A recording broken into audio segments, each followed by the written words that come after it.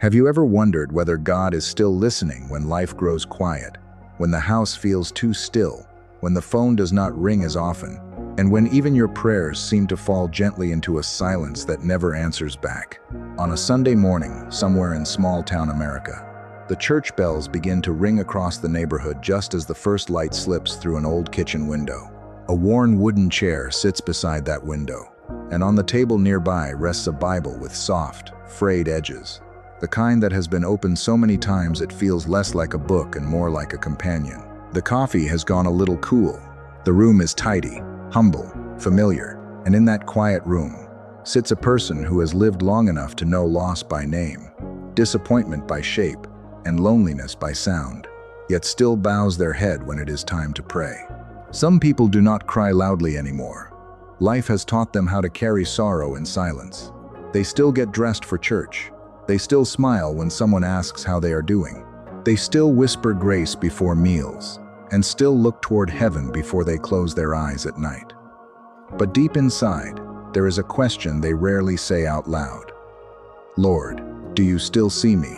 After all these years, after all these tears, after all this waiting, do you still know exactly where I am? It is a tender kind of pain, the kind that does not make a scene, the kind that settles into the heart and stays there.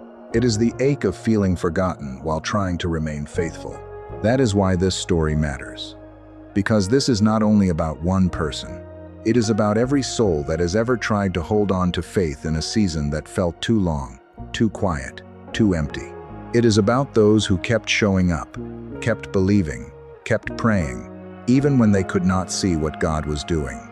And it is a reminder that the Lord often does some of his deepest work in silence, in waiting, in the smallest moments we almost dismiss.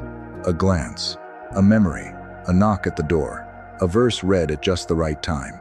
What happens when someone who believes life has slowly passed them by discovers that heaven never turned away from them at all?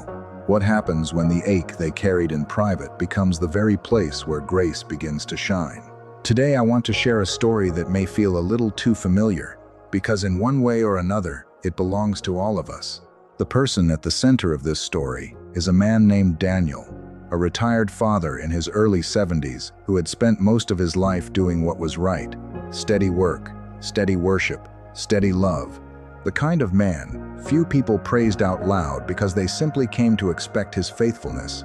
He had lived in the same modest town in the American Midwest for decades, in the same White House with the same porch steps that had once echoed with the sound of children running in and out, screen doors slamming behind them, laughter spilling into the yard. But time, as it always does, had changed the music of that home. His children were grown now, good people, loving in their own way, but busy with jobs, bills, traffic, grandchildren, and the constant rush of modern life. They still called, just not as often. They still cared, just not in ways that filled a quiet room at the end of the day. Daniel did not think of himself as abandoned. That would have sounded too dramatic, too ungrateful, too unlike the man he had always tried to be. What he felt was harder to explain because it was softer, quieter, and in some ways, more painful. It was the slow realization that he had begun to disappear from the center of other people's lives. The church was still there every Sunday. The same brick walls, the same familiar hymns, the same row where he usually sat 3 seats in from the aisle. But even there, things felt different now. Faces he once knew well had moved away or passed on. Younger families filled the sanctuary with a kind of joyful noise he appreciated, yet somehow stood outside of. He smiled, shook hands, said God bless you, and made his way back home with that same polite ache sitting deep inside his chest. Most evenings he ate alone at the kitchen table, a plate set neatly in front of him, a lamp glowing in the corner, a half-finished cup of coffee cooling beside his old Bible opened often to the Psalms. In younger years, his faith had felt stronger in a different way. Back then, he had prayed with urgency and expectation, as if answers might come by the end of the week. But older faith had become quieter, shorter prayers, fewer words, more truth. Sometimes all he said was, "Lord, stay close." Sometimes he sat with his hands folded and asked the question he would never have admitted to another soul. "Lord, have I become invisible?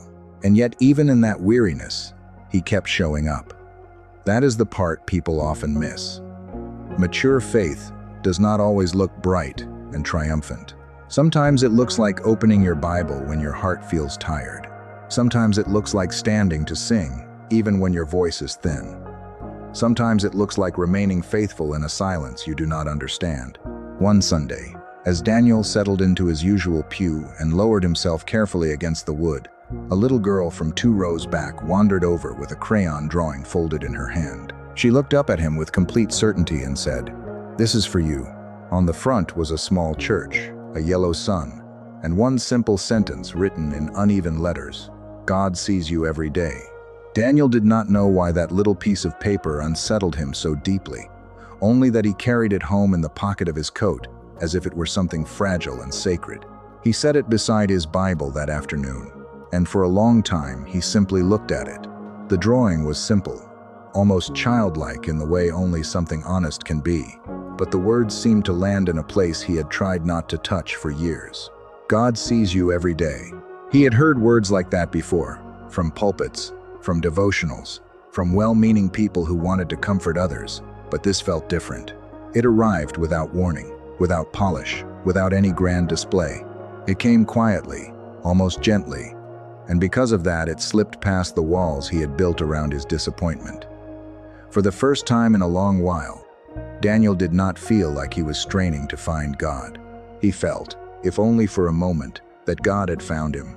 Something began to shift after that, not all at once, and not in the dramatic way people sometimes expect when they talk about answered prayer. There was no sudden reversal of his circumstances. His house was still quiet. His children were still busy. The evenings were still long. But the numbness that had settled over his spirit began to loosen. He started noticing small things he might once have overlooked. A neighbor who waved and then stopped to talk for 10 full minutes. A church member who remembered how he took his coffee and brought him a cup before service. A handwritten note from an old friend tucked into the mail between bills and advertisements. None of it looked miraculous from the outside. Yet together it formed something undeniable. It was as if heaven had not broken the silence with thunder, but had filled it with whispers, too kind and too timely to ignore. That was when Daniel began to understand something many faithful people only learn after years of walking with God. A mature faith does not always burn the way it did in youth. It may not always feel loud or triumphant or certain in the ways we once expected. Sometimes the deepest faith is simply staying open when your heart has been disappointed. Sometimes it is continuing to trust when no quick answer comes. Waiting is not the same as being forgotten. Silence is not the same as absence. And age does not diminish the worth of a soul that God has known and loved from the very beginning.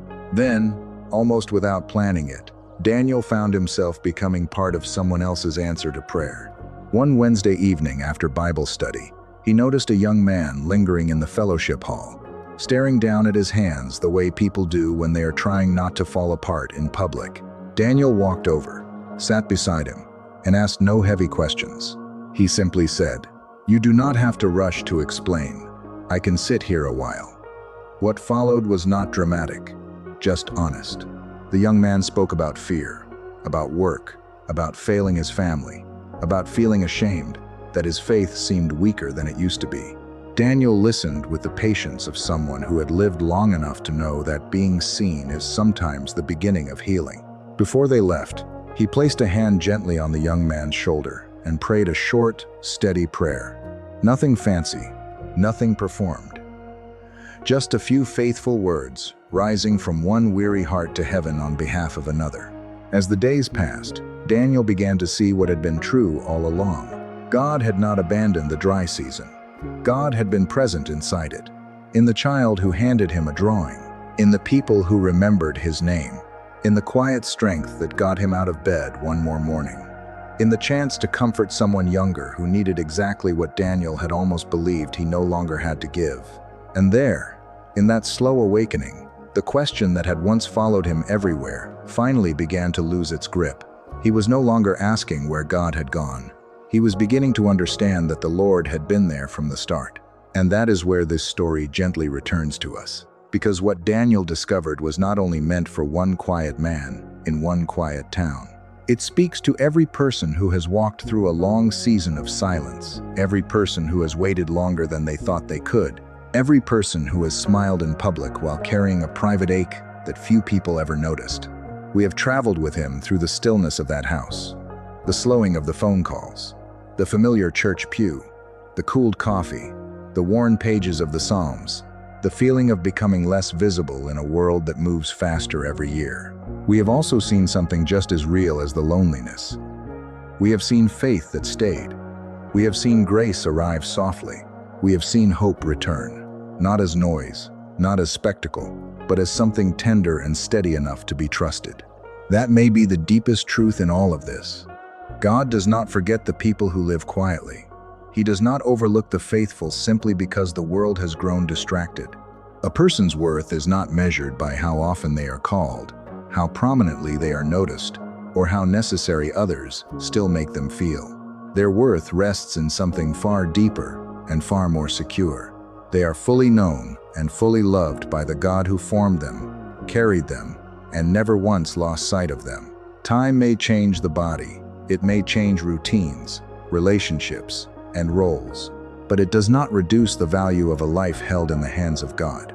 So if you have ever felt forgotten, if you are walking through a season that feels unusually quiet, if you have prayed the same prayer for so long that you no longer know what to expect, please do not assume that heaven has gone silent. Sometimes the holiest work of God is done in places that do not look dramatic to anyone else.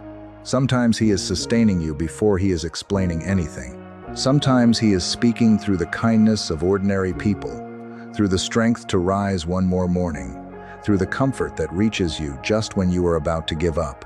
And sometimes, as painful as the waiting can be, it becomes the place where you finally learn that His presence was never dependent on how loudly you felt it. If this story touched something in your heart, I want to invite you to do something simple. Share your story in the comments if you feel led to. There may be someone reading your words who needs to know they are not the only one walking through a quiet season. And maybe today, before you move on with the rest of your day, take a moment to pray for someone who may be carrying loneliness in silence. If there is a person on your mind right now, send this video to them.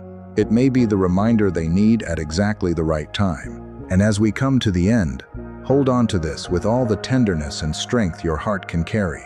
God still sees you. God still knows your name.